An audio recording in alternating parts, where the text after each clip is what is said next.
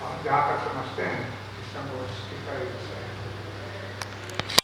मंगल भवन अमंगलहारी द्रवण सुदशरथ अजय बिहारी। वो राम जो दशरथ के यहाँ प्रकट हुए और जीवन भर संघर्ष किया, जंगल पहाड़ नंगे पैर घूमते रहे, पत्नी का हरण, द्वार राक्षसों को मारना, लंका पर विजय प्राप्त करना, और जब लंका से वापसी की तो लक्ष्मण ने उनसे कहा, यद्यप स्वर्णमयी लंका मैं न शोभते लक्ष्मण। लक्ष्मण ने कहा सोने की लंका है, बहुत अच्छी है, अपना अवध इतना समृद्ध नहीं है, तो ये रहने लायक है। तो राम जी ने क्या कहा, यद्यप स्वर्णमयी लंका मैं न शोभते लक्ष्मण, जननी जन्मभूमि स्वर्गादि। जो हमारी अयोध्या है, जो हमारी मातृभूमि है, जहाँ हमारी माँ है, वह हमारे लिए सोने की लंका, उसके सामने कुछ भी नहीं। तो साथियों, आज के परिप्रेक्ष्य में हम बात करते हैं, आज हमारा देश और पूरी दुनिया तमाम प्रकार की चीजों से पीड़ित है,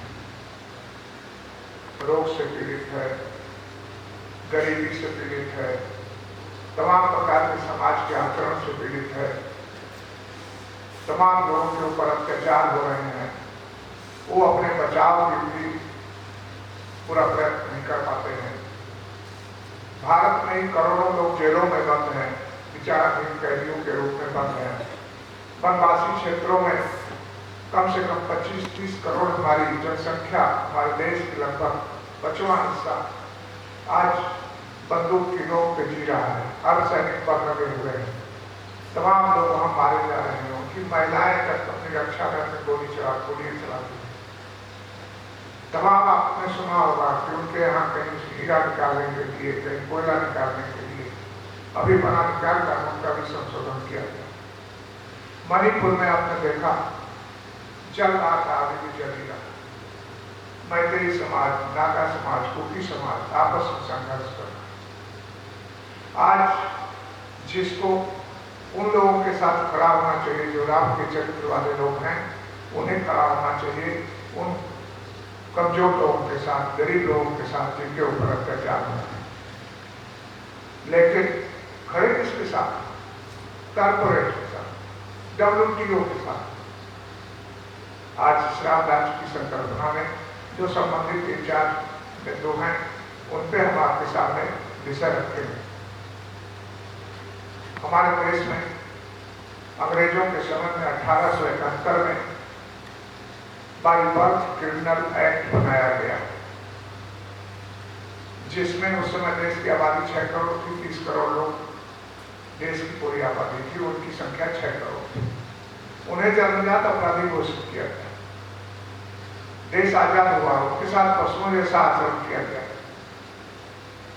जब देश आजाद हुआ तो तमाम उपक्रम उनके सम्मान के लिए किए गए, लेकिन आज भी उनका जीवन समाज में सामान्य परसेप्शन यही है कि वो जन्मजात अपराधी है, उनके वंश में जो पैदा हुआ वो भी अपराधी। अंग्रेजों ने तो सबको अपराधी घोषित किया था, जितने स्वतंत्रता संग्राम सेनानी थे सबको, लेकिन नहीं, वो आज स्वतंत्रता संग्राम सेनानी कहलाए। उनके वंशजों को, उनके परिकुल वंश में जो पैदा हुए उनको अपराधी नहीं घोषित किया। लेकिन हमारे देश के भीतर पूरी दुनिया में ऐसा कहीं नहीं है कि करीब 20 करोड़ लोग जो आज 6 करोड़ की संख्या बढ़ते बढ़ते उनकी बढ़ हुई है, वो जन्मजात अपराधी का दंश झेल रहे। अंग्रेजों के समय में झेले, आज और उनके लिए तमाम प्रकार के उत्पीड़नात्मक कार्रवाइयां भी हो रही।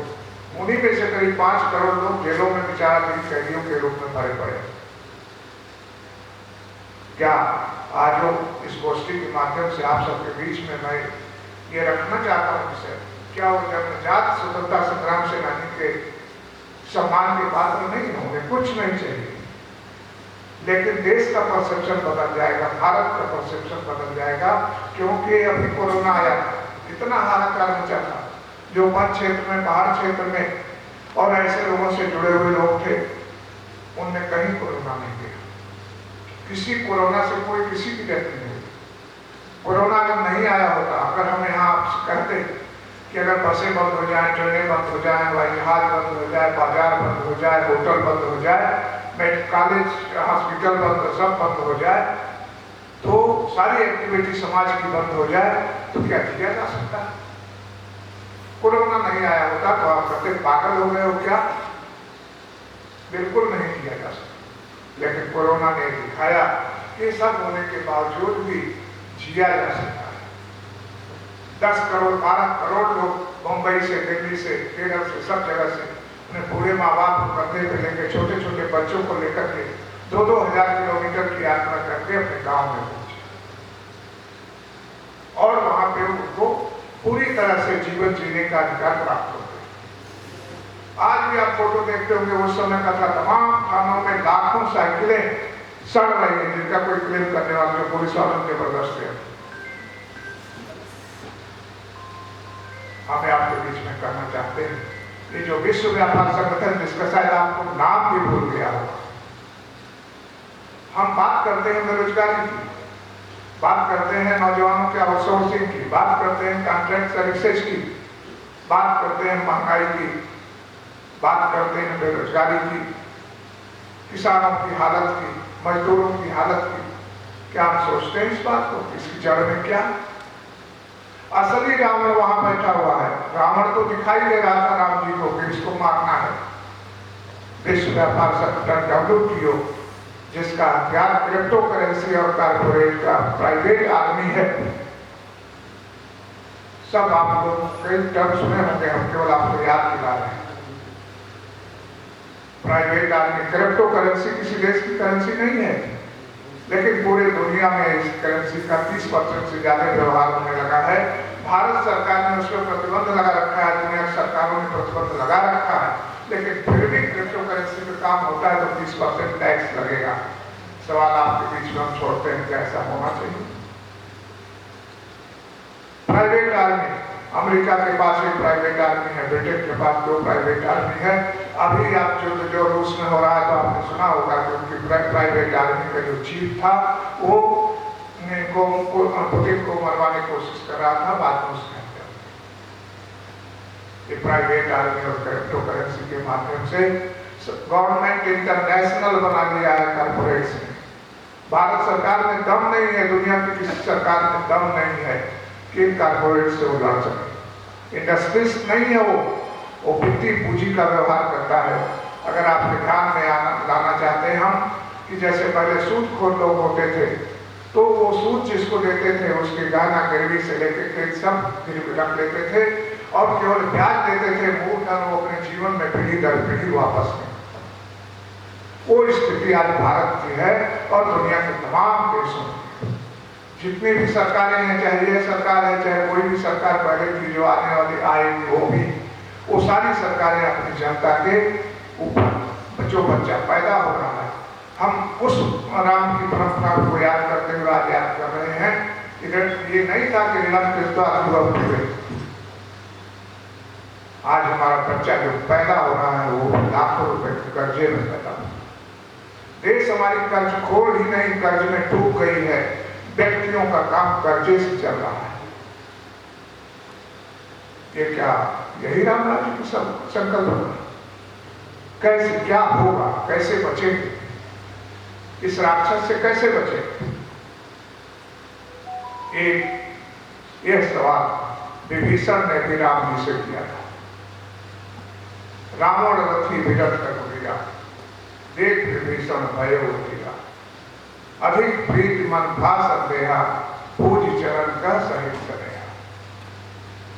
रनाथ न रथ नहीं, तन पद ग्राना, कई विधि जीता तीर भगवान। इस रावण को कैसे विजय प्राप्त करें? आज ये सवाल है। आज इस राम राज्य की संकल्पना पर विचार करते हुए सवाल है कि जो रावण से भी ज्यादा शक्तिशाली कारपोरेट है और WTO के माध्यम से हमारे पूरे जनजीवन के हर क्षेत्र को जिसने गिरवी बना दिया है, हमें कर्ज के ऊपर निर्भर कर दिया है। हमारे GDP का 90% देश कर्जा लेकर के डूबा हुआ, कर्जे के जाल में फंसा हुआ है।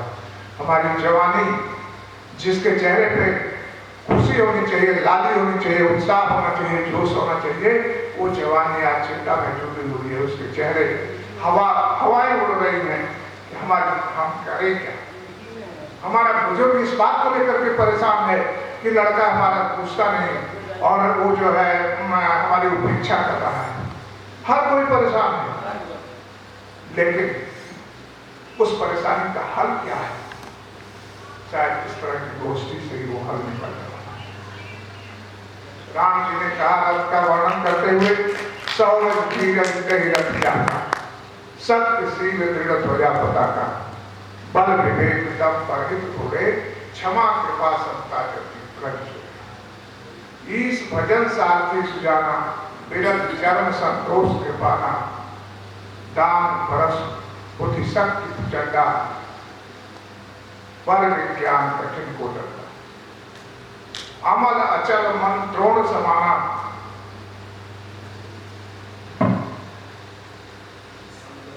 समयम नियम से मुखना, कवच अभेद विप्र गुरु पूजा, यही सब विजय उपाय।